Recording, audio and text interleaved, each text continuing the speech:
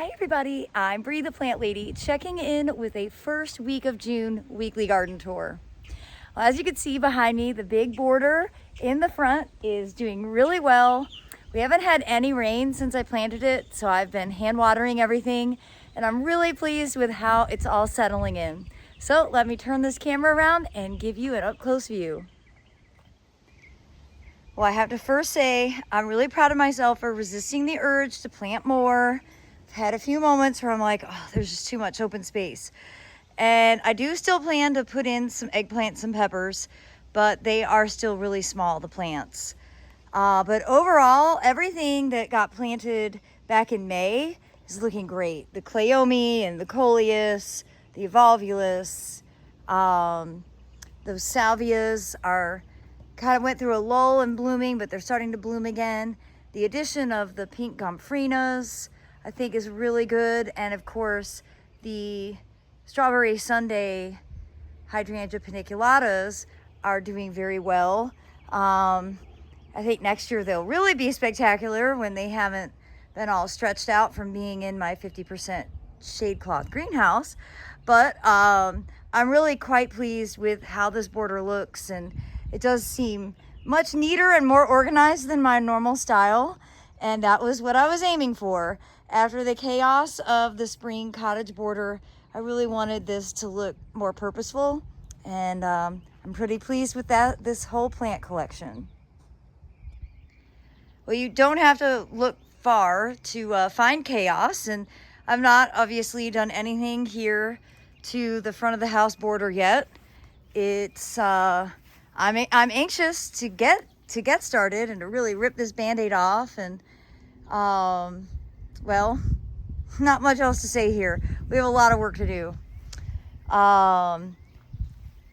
The wave is really still looking quite pretty. It's definitely time to harvest the oats. Part of the reason I have so many oats is last year we let these self-sow, and I just need to put this on my list to go ahead and start tackling it. We're gonna do everything in here by hand, and that's gonna give us a lot more flexibility with being able to pull stuff out, keep some stuff in. I do want to keep all of the cosmos, which there are a lot. They really are adding so much to the border being in bloom right now, and you know, I was pretty disappointed with this wave like all spring, and it's still not as good as it could be, but also it's still very dry, and we're very dry again. We were supposed to get rain today, and we got like 10 drops. So I'd like to go ahead and get this cleaned up so that I can start running sprinklers.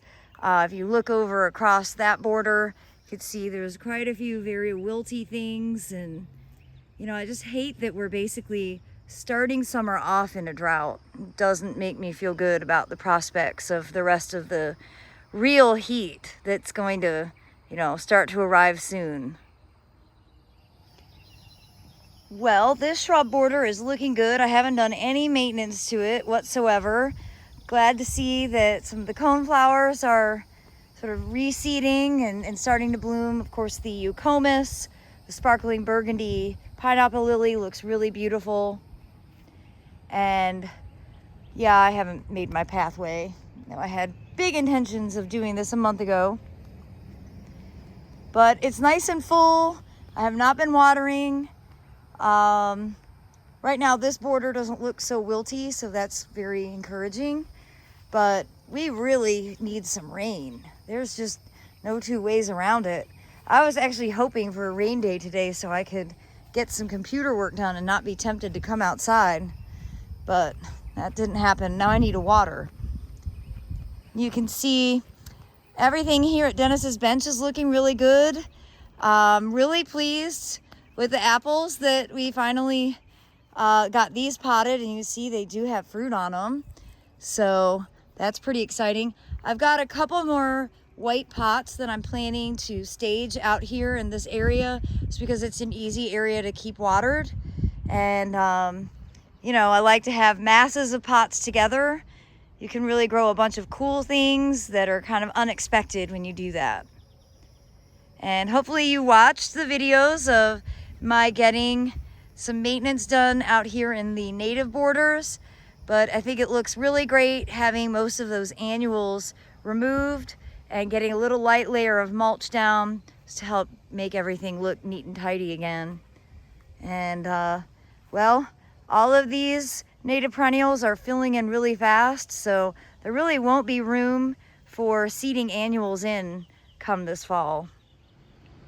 Well, I mentioned having more white pots, and here's a few. These have got some blueberries and some snapdragons. You see the blueberries over here have done really well. I need to harvest all of these. I mean, look at that. It looks like grapes. So many. So these are going to get moved over to Dennis's bench for ease of watering. And then I'll be bringing up my pots of rice. And I'll be making a video today to show that exact process. I'm a little behind on that just because I haven't been feeling well, but I'm excited to get that accomplished. And yesterday I unexpectedly took on half this border, and you know, I was debating on whether or not I should just rip the band-aid off and clear this out, but I'm so glad I didn't, because this little patch of cottage garden stuff just looks so beautiful still. And well, there's no point in ripping it out unless it's ugly. And, you know, I was like, in 2 weeks, I'll be ready to rip this out. So I'm just going to continue enjoying it as I can. And over here, I'm really pleased. This has been an area that I've just sort of let overgrow. And this is prime real estate. South-facing, foundation landscape, easy access to water, full sun. So I'm excited to see all of this continue to evolve. I've, of course, been collecting lots and lots of seed. I have some nigella that's ready. This is what the nigella looks like, essentially. It turns tan, and this isn't quite dry yet, but you could harvest at this stage and just put it in a bucket. So I have a lot of seeds still to collect. I was thinking about it yesterday, and usually I have an intern that does all the seed collecting for me. This year, I'm that person, so I have a renewed appreciation. And as we come along here, one thing I've noticed is that deer eat kufia. I think it's deer. It might be rabbits. I have both. But they are eating the kufia down pretty well, so I need to go ahead and bring cattle fence panels back out, naturally. Good to see that they do leave the coleus and the basil alone. And everything's doing quite well in this big planter, and you can see I've moved more succulents to flank this. I did lose some of the trial plants. I'm down to one sage, but it's doing really well. I lost one of these, and this echinacea is, I mean, it's quite pretty. The problem with these is they're basically worthless for pollinators. So, you know, they're not really like, this isn't really something that I would buy. But I did lose one. One of them died, and the other one doesn't look that good. You see it's down here. And, I mean, sure, it's getting covered up a little bit now, but it just hasn't had good vigor. So yeah, you know, that's the point of trialing, see how things do. And unfortunately, the agapanthus are not doing well that I transplanted. I think that the voles have eaten too much of their roots. And so I'm probably going to undo these 2 pots and maybe just take them out of the bed. They're not really necessary. Move the pot somewhere else and just combine the 2 agapanthus that didn't get completely devoured, put those in a container together. They don't need to be in a pot this big. So yeah, it's disappointing, but now I know what happened to the Allium Schubertii. The voles ate all of those bulbs. I was really disappointed that I didn't have a better show, and I think even with the garlic border that was here, the voles have just invaded this space and are really, they're quite damaging. So this is a top priority area for me to go ahead and collect the seed. You can see I've got a lot of the corn poppy. These are all ready. Then I'd like to get this all ripped out, replanted, and I think I've decided I'm gonna remove this conifer. It just doesn't really make sense. When I first planted this, I had actually planted these beds with all dwarf conifers, and over the years, some of them died and some of them I've removed, and this is the last one, and it's been in the ground 13 years and it's not really all that small. And I don't even remember its name. You know, I'm out of my dwarf conifer phase. So I think this bed will look better without it. It'll give me a lot more square footage to play with. So that'll be yet another big renovation to take on. This year seems to be the year of renovations. And I can't believe it, but it looks like this phlox is about to start blooming. Usually it doesn't flower until August, and you know, it's June 3rd. Definitely should have cut it back harder, but at this stage, I'm not going to do anything else to it. It's enormous. It's very healthy. I can't get to the feed tank that's back there at all. So, yeah, that's something to consider. I probably should like mow a pathway in here. And over here, again, I haven't done really any tear outs over here. I've just started the seed collecting process. So I mentioned that things have to get ugly before the seed is ripe, and we're kind of getting to that stage, especially here with the larkspur.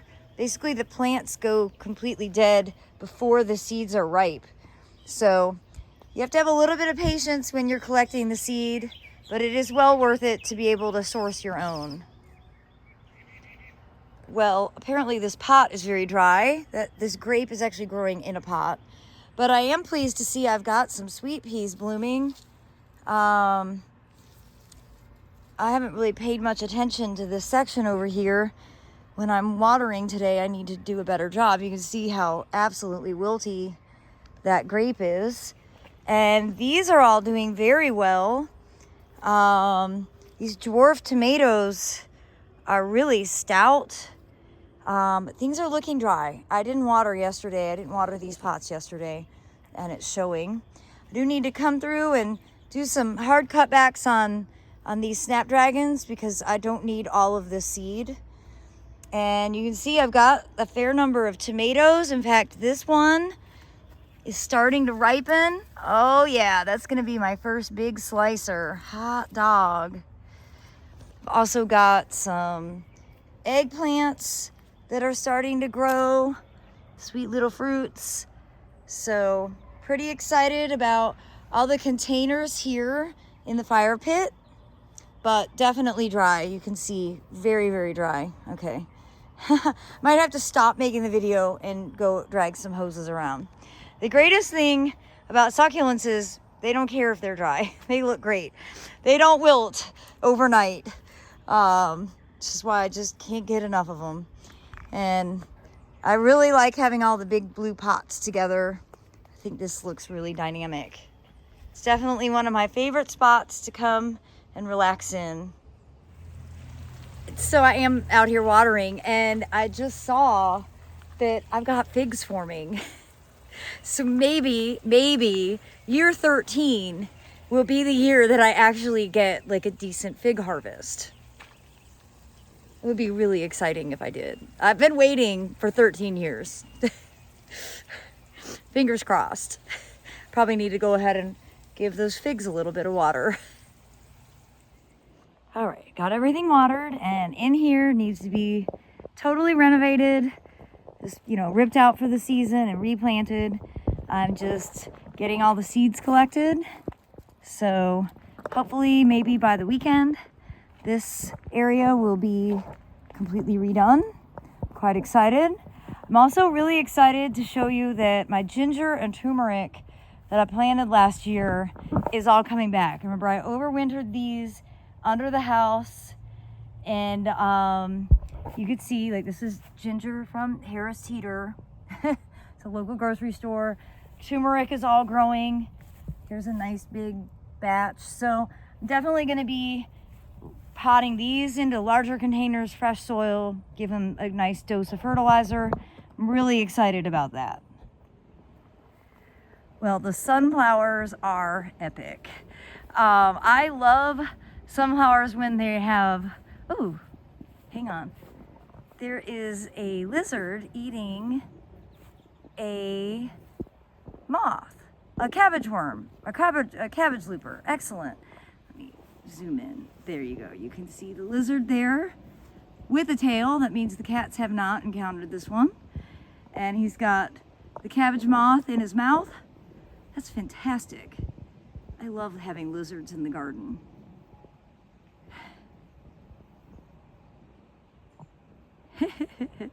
So anyhow, back to the sunflowers. I love when they're multi-branched like this and free flowering. They're just so beautiful. Again, these were self-sown. I have no idea the cultivar, but they bring me great happiness every single day. And then all of those giant poppies that got sown late are just starting to flower now. And well, they're big and beautiful. They are distinctly different. And I'm really happy that they are flowering at a different time. That way I know that they haven't cross-pollinated. So I'll be able to keep the seed pods from these giant poppies separated from my more traditional bred seed poppies. And I'm just kind of in a waiting pattern here. Every day I am coming around and gathering seed as it ripens. I've got some seed here that is ready. You can see the poppy pods are, you know, they're dry. They have little openings, so it's time to come through and cut all these. And none of this larkspur, bachelor button, nigella is ready. It's looking a bit messy, but it's probably got at least another week before any of the seed really ripens. So, and just sort of in a holding pattern here, taking it one day at a time. But you can see these echinaceas, the deer haven't noticed these yet. And wow, look at all these blueberries. I have so many blueberries to harvest. It's been a really good season and they are absolutely delicious. So good. But really the most exciting thing to report, and I'm teasing you for the very last, is that the greenhouse build is finished. And ta-da! There she is in all her glory. Now, we need electricity, we need water, we need furniture, a whole bunch of stuff. But the structure itself is complete. And I am working on a video because Tyler and Brittany from 3 Trees in a Coop did an amazing job capturing the build on time lapse, and they've sent me like 60 some videos. So do stay tuned, because I will be putting a big greenhouse build video together. But just for fun, let's go in. It's quite warm, because we don't have electricity, so the utility fans aren't running yet. But it's actually not any warmer than it is outside. It's hot in general. It's amazing, it's big. The farmhouse table should be here sometime this week. And my friend Sarah gave us the first piece of furniture, which is this nice outdoor couch.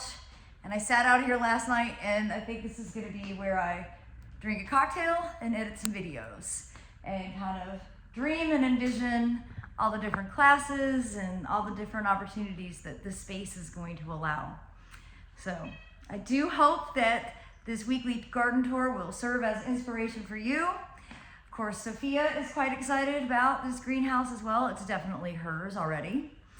And I hope that you will tune in next week for another update. And I hope you'll stay tuned to see all of the gardening videos that we post this week as we continue to make progress getting summer planted. Well, thanks so much for watching, everybody, and happy planting.